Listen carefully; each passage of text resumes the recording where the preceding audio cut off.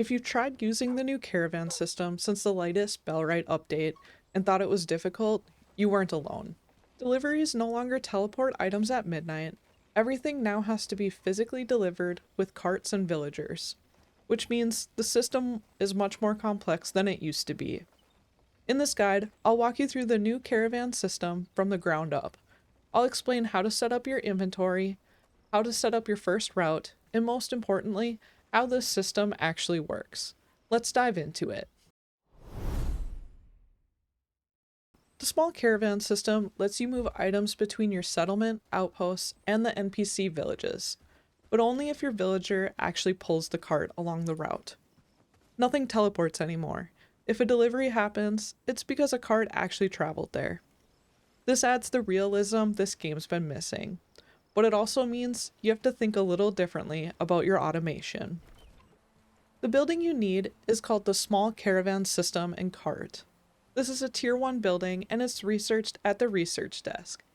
The cost is 3 wooden planks, 3 simple cord, and 5 wood.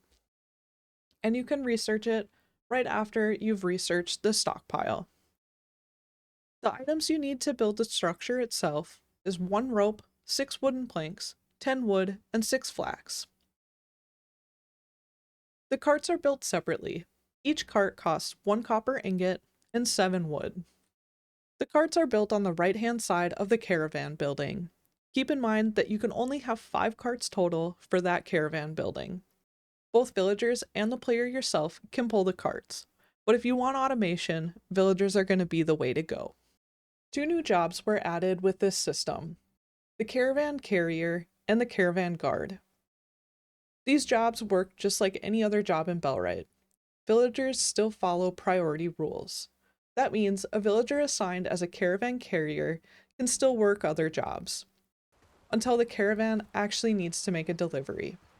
When the delivery triggers, they'll drop what they're doing, even wake up at night, and handle that caravan delivery. Caravan guards are optional, but they reduce the chance of attacks when traveling. I recommend guards for longer routes or dangerous regions. And I also recommend turning off priorities for weak villagers. You want your villagers who can actually survive an ambush to be the ones being guards or carriers. So here's how we actually set up a route. You'll go into your small caravan station, click on Add, and you'll have this menu here show up. When you create the route, always name it. This matters later once you have multiple routes up and running, and it also helps you stay organized. I chose to name this one Tin and Mud because it's the name of the outpost I'm making the delivery to. The route's always going to start from the location where the caravan building is built. And you'll see 2 types of stops: settlement, which is your settlement or your outposts, and village, which are the NPC villages. For this example, I'm going to show you how to set up deliveries to one of your outposts. So here's how you actually send items. You can set them up just like you did before with the deliveries, either a one-time delivery or a top-up delivery. For top-ups, think of them as an inventory goal. When you set up your top-up, what you're saying is, I want this location to have at least this many of an item. You can always manually trigger a caravan, although I strongly recommend this send automatically and have your top-up features set up. This turns the system into a hands-off approach, and you don't have to manage it every night. The minimum capacity controls when the caravan is actually allowed to leave when it is set up for auto deliveries. So for this example, I'm going to set this up as if it was my tin and mud collecting outpost. So in order to keep this outpost up and running, I do need a pickaxe and a shovel. I'm also going to need some food for my villagers, so let's send them some fish stew. Now I'm going to set everything to its top-up quantity. I want at least 2 pickaxes, 2 shovels, and I'd like 5 fish stew there. So you can see over here on the right-hand side that the unload items, those are the ones that I'm going to be taking with me to my outpost, and I'm going to be sending that quantity.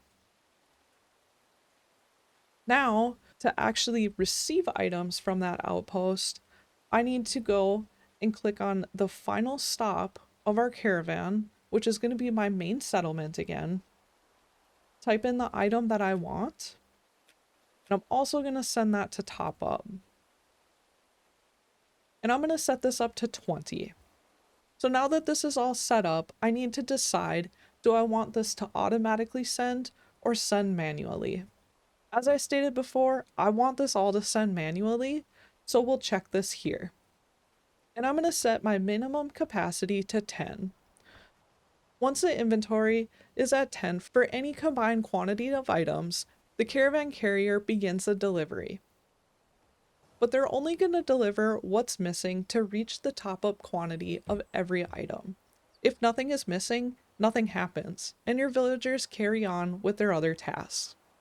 Now, load rules only matter when items are being taken from a stop.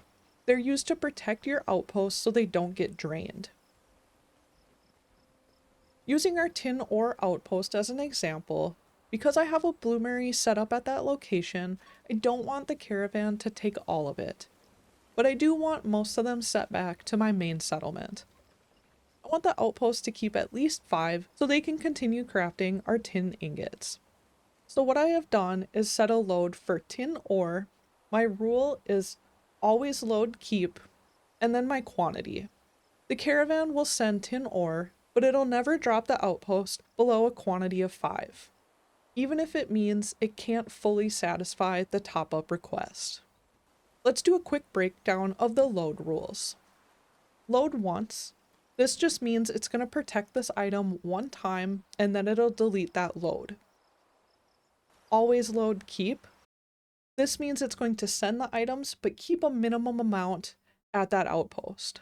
If there are no rules set up for your next stop, it's just going to be unloaded at your final destination, which will probably be your main settlement. The always keep and never load is going to be used when you have multiple stops within your caravan route. Always keep means you're only going to send if another stop needs it. Never load means it'll be completely protected and your caravan will never load this item. If you're new, you're mostly going to use your top-up feature and the always load and keep. I would recommend getting used to sending items back and forth before using the loads in general. Just get a good feel for the new system before continuing to advance.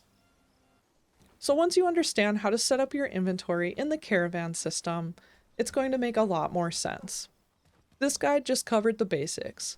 In a future video, we'll go deeper into a multi-stop route, trade optimization, and advanced setups. If this helped you, let me know. And good luck getting your caravans moving. Please be sure to like, comment, and subscribe to join the Gambit crew, and I'll see you all in the next one.